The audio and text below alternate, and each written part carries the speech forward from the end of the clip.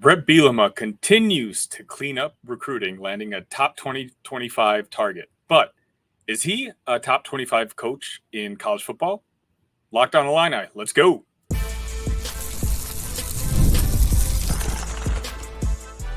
You are Locked on Illini, your daily podcast on the Illinois Fighting Illini.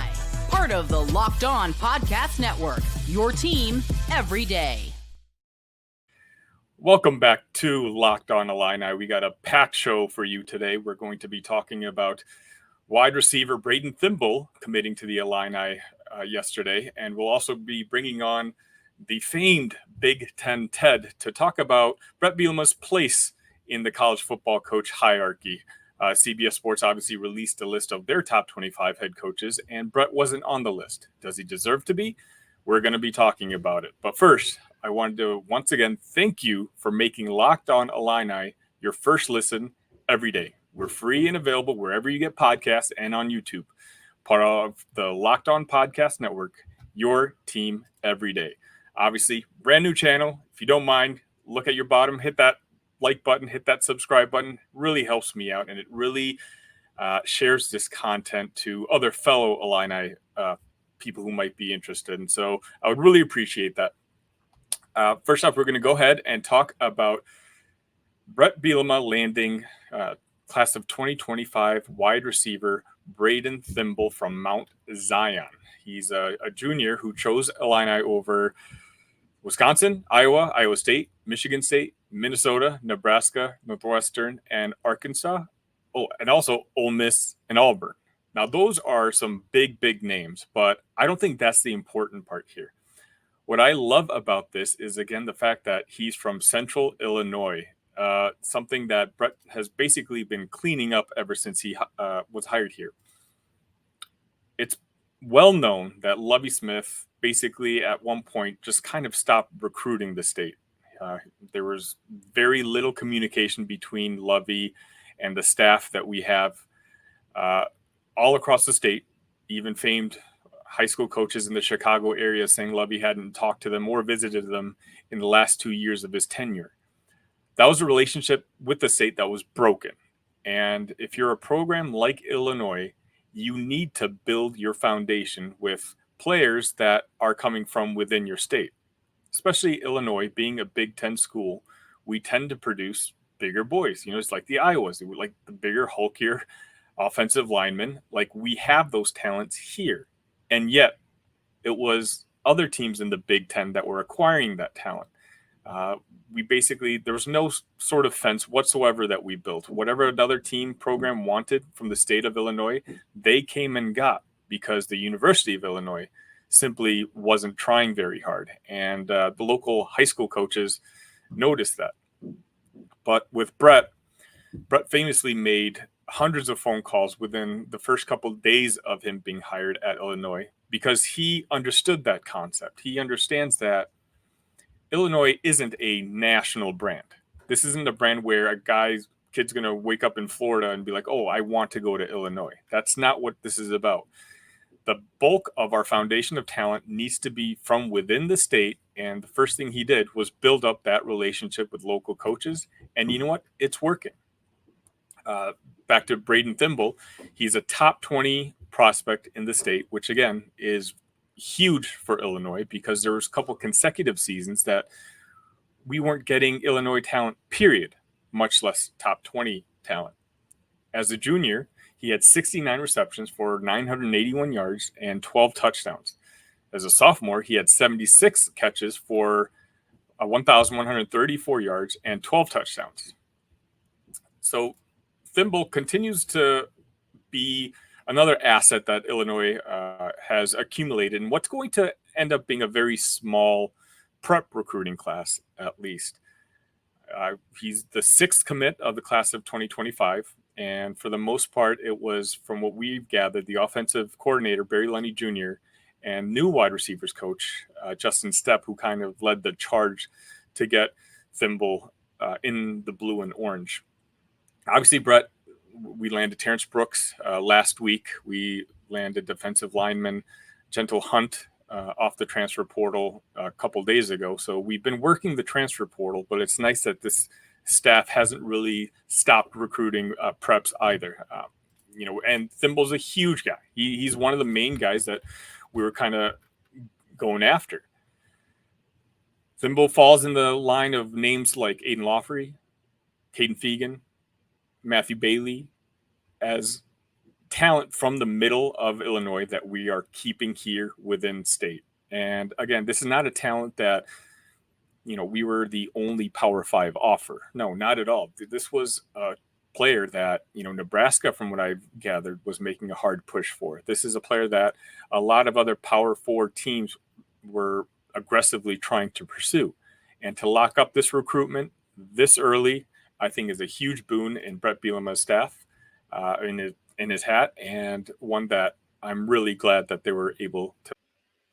Thimble will join a wide receivers room, which has been getting better and more talented every single year, thanks to the fruits of Barry Lundy Jr. and now a hire of Justin Stepp, who's been able to produce wide receivers into the NFL. And that is kind of being noticed by the wide receiver talent all over the country.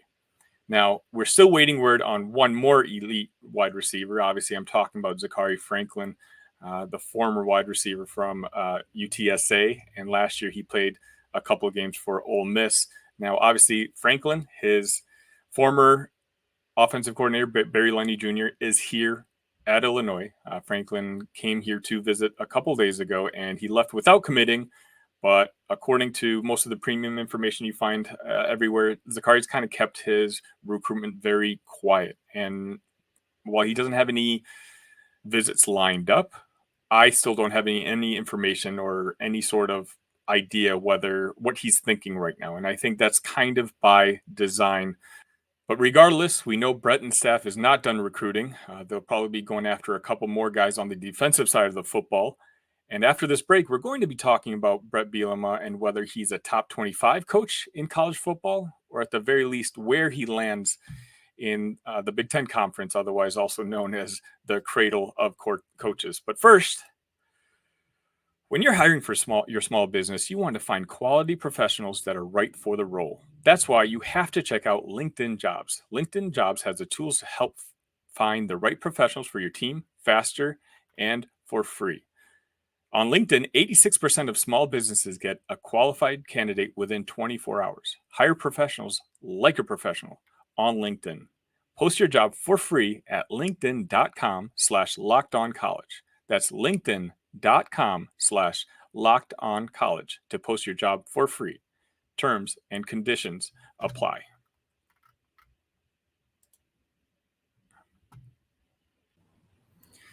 Next up, we're going to be talking about Bret Bielema placing 36 in the new rankings by CBS Sports.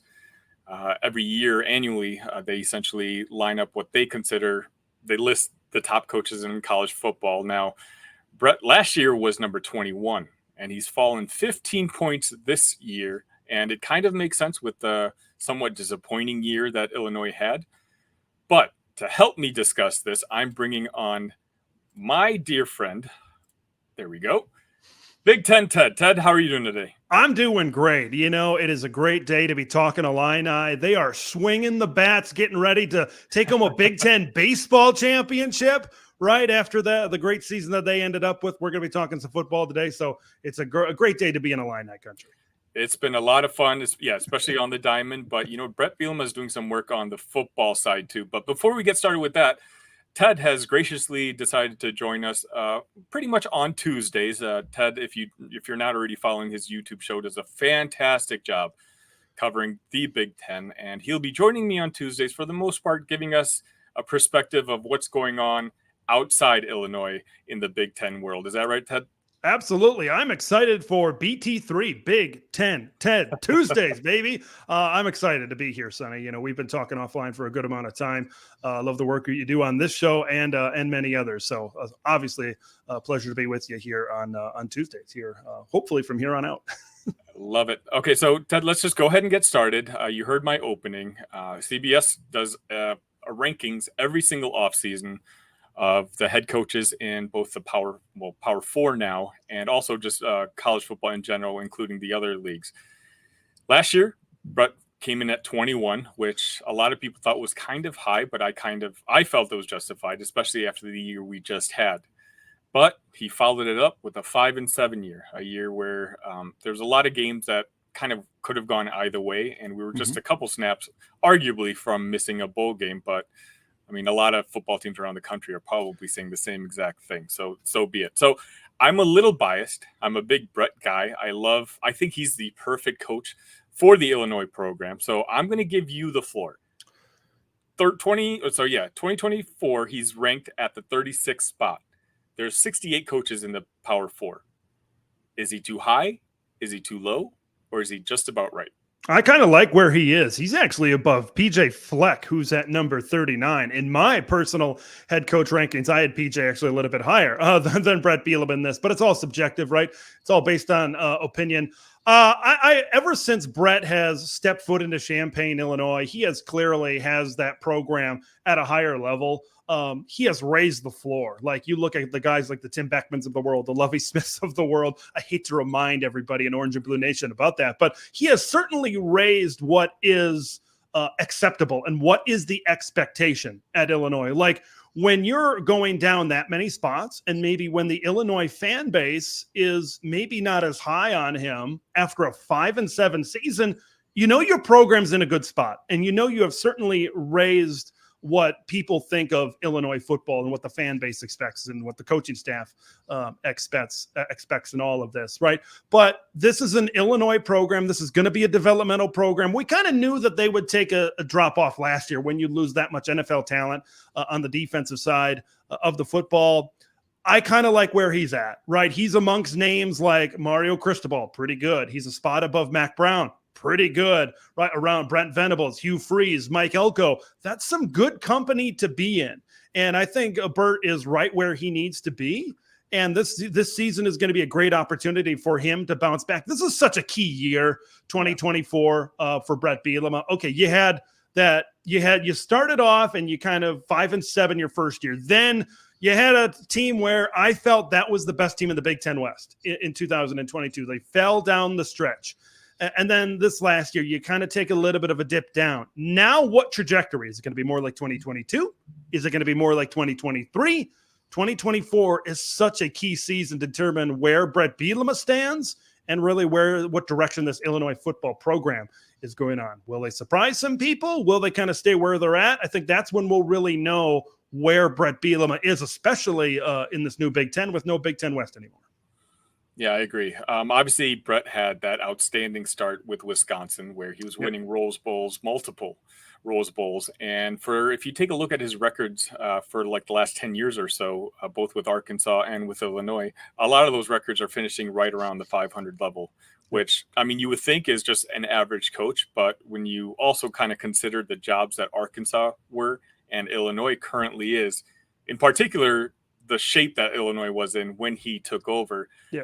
I don't know, if people tend to overlook that. Arkansas, during the Saban era, like you can argue was one of the toughest jobs in all of college football. Yeah. And, the fact that, he was able to kind of keep his head above water during that time, I think gives a lot of credit to him. And let's be honest, Arkansas, since he left, really hasn't progressed all that much, outside a good year here and there from Sam Pittman.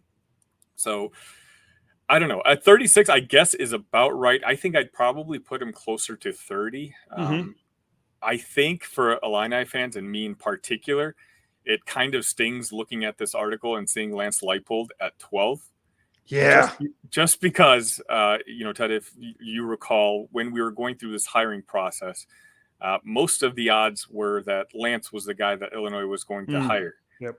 I recall when what was it? He coached Buffalo, right? That's where he was coaching? Yep, Buffalo, When Buffalo, during their bowl game, a lot of Illini fans were actually watching the game just in thinking that this was going to be their next head coach. So seeing Lance, kind of shoot up the rankings and guide what is essentially a poorer program than what Illinois was, Kansas, into, the national spotlight and, having them play a fantastic style of play and, just succeeding overall. I think, it stings a little bit from the Illinois side. Yeah, Lance is a great head coach, of course. I grew up in the state of Wisconsin covering some Division III football, and what he was doing at Wisconsin Whitewater when I was at Wisconsin Oshkosh was amazing. You could just never beat them. I do remember when Wisconsin Oshkosh did beat Wisconsin Whitewater, and it was like the greatest thing in the world. It was like 1980, United States beating Russia all over again. That's where he had that program when he was coaching Division III over there. But yeah, I mean, you have Jed Fish, I think at 31, which is kind of right in that, because I'm so used to looking at Big Ten rankings when I see them on a national level, and you see kind of some of these other coaches from other conferences, it maybe messes with you a little bit. But yeah, I mean, he's right in that range, right? When you look at, when you look at top half and bottom half, I think of the Big Ten, top 9, bottom 9, I think you could say he's teetering on that type of area. And that's why, once again, this next year is such a big year to kind of put him back. Here's what I recently said about Bret Bielema, and you mentioned his days at Wisconsin. The shine maybe has worn off a little bit, because when he left, that was what, 2012, 2013, something like that. It's been more than 10 years since he's been at Wisconsin, right? You certainly have to factor that in a little bit to these rankings, but a lot of what quarterback, teams, offense, defense, head coaching, a lot of these power rankings, there's a lot of recency bias. There's a lot of what have you done for me lately, right? As it should be, right? Because because it is a power ranking. I know you factor in some resumes as well, but it's a lot to do with the right here and the right now. And really one winning season in his last handful of seasons, whatever it is. I think he went to a bowl game maybe once at Arkansas in there as well. But you look at the handful of seasons over this course of time for Bret Bielema and I've said this about him as well, I think there's been last year, right, not going to a bowl game, the year before not going to the Big Ten championship game. I think he's left some money on the table, right, when he maybe could have, especially, I always look back to 2022. I always look back. You look at that season opener against Indiana. Stripes didn't do him any favor. I'll definitely say that about that game that I remember in particular. But Michigan State, down the stretch, a team that they probably should have beaten. You look at the Purdue game. That was the game that really decided who went to Indianapolis that year. These are heartbreaking things maybe for the Illini fan bases. How much higher would he be on these rankings if he would have won one game in 2022, right? If they go 9-3, look again. Another thing about that season, look how close they were to beating Michigan late in the season in Ann Arbor, Michigan. Jake Moody walk-off field goal is what won it. Once again, coming back to the Zebras, maybe on that one as well. But they were very close, not only in 2022, you mentioned 2023 as well, but Nebraska has been close a lot, right? All of those one-score losses.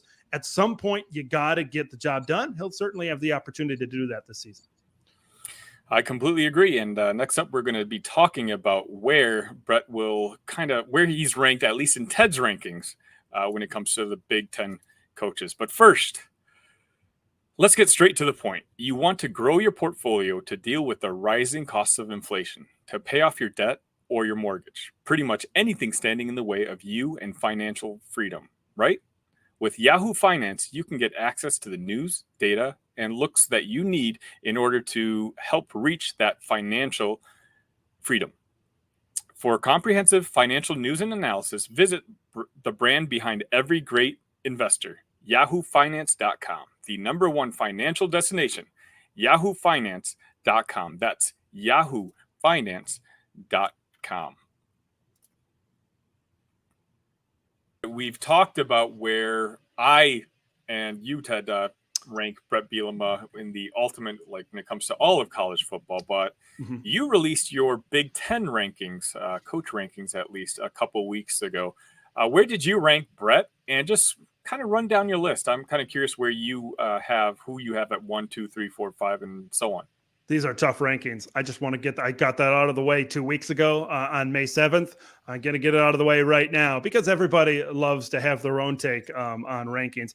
I go left side and right side. The top 9 is on the left side. The bottom 9, so to speak, is on the right side. I kind of had them in the middle. They're on the bottom 9. Like we said in the previous segment, I think the shine maybe has worn off since those 3 consecutive Rose Bowls that he made over there at Wisconsin. I think he's left some money on the table. That 2022 season, you look at last year, not going to a bowl game and just the drop off that the defense had last season.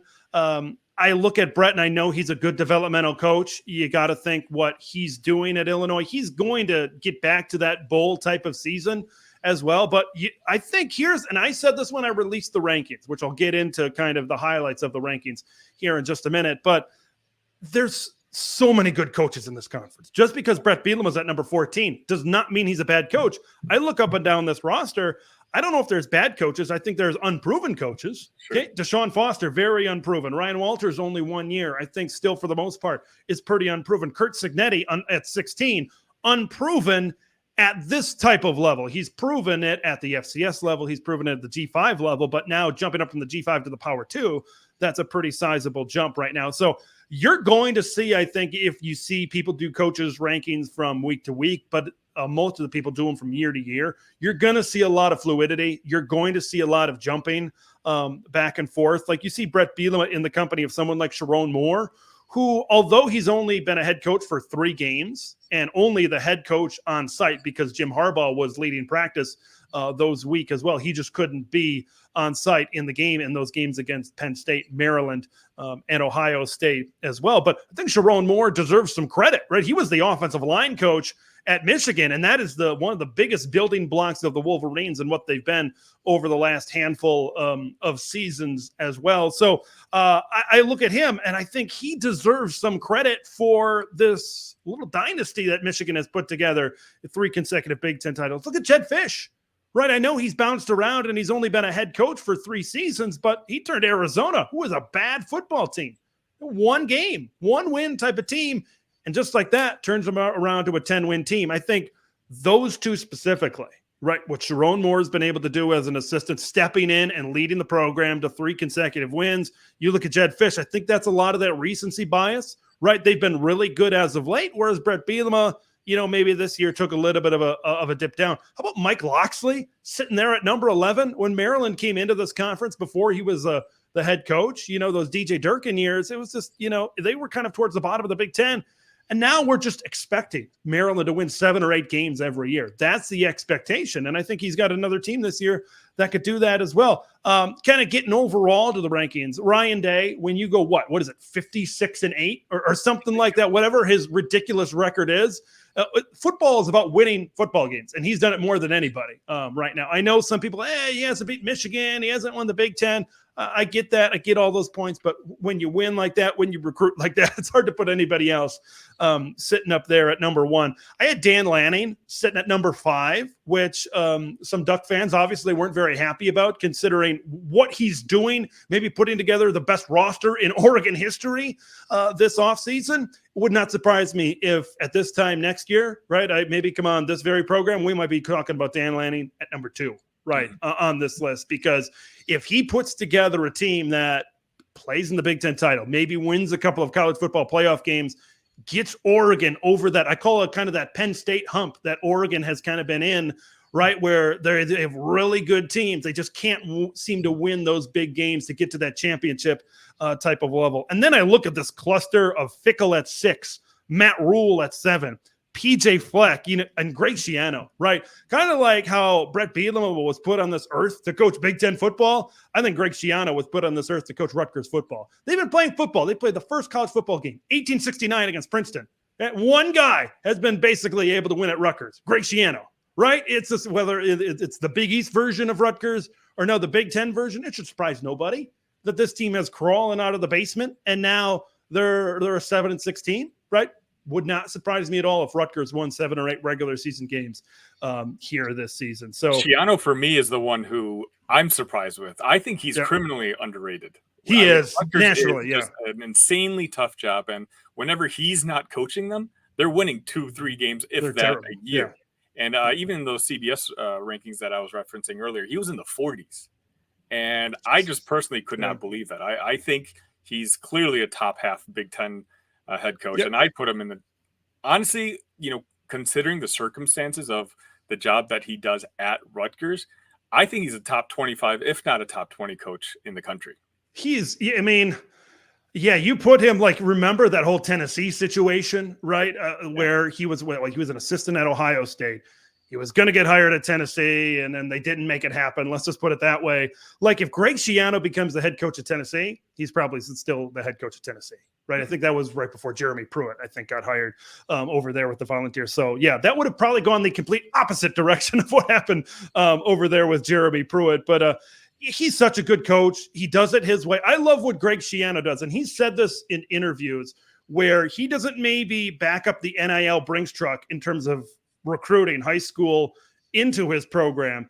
He recruits his kids that fits his chop culture. And then look at the retainment. Okay, he invests. The Rutgers NIL is really structured perfectly to what they are as a program, right? They're not going to go in and recruit 4- and 5-star kids every year. They're going to recruit kids that fit to what they do. They're going to develop them. And then when they become all Big Ten type of players, okay, yeah, here's 500,000, here's 600, whatever it takes to keep you here. And then you look at some of the players, especially on defense, that all came back. Look at the Big Ten's leading rusher and Kyle Manon guy, right? You talk about criminally underrated. That's a whole different discussion over there. How the Big Ten's leading rusher is underrated. That's once again, that's a whole nother discussion, a whole nother can of worms. But I think they've really structured their program well, and that starts with Greg Schiano kind of putting it all together. And the ultimate underrated is Big Ten Ted. Ted, thank you so much for joining me today, and hopefully Tuesdays moving forward here on Locked On Illini. Ted, if you don't mind, let the folks know one more time where they can find your work. Yep, at Big Ten Ted over there on Twitter, Big Ten Ted over on YouTube, and then Spotify and Apple Podcasts, the audio platform as well. You can kind of search Big Ten Ted, and it's all right there, covering Big Ten all year long. And thank you all for joining us today. Thanks again to Big Ten Ted for joining us. Tomorrow we're going to be talking a little basketball. Who are the Illini going to fill those last couple of scholarships with? There's a couple of guys in Europe. There's a couple of guys at the NBA Draft Combine who may be coming back. So we're going to kind of go through the guys, take a list, scout, find out who might be coming back to the Illini or who might just be joining the Illini for the first time. Thank you again for joining us here on Locked On Illini. ILL. Love you guys.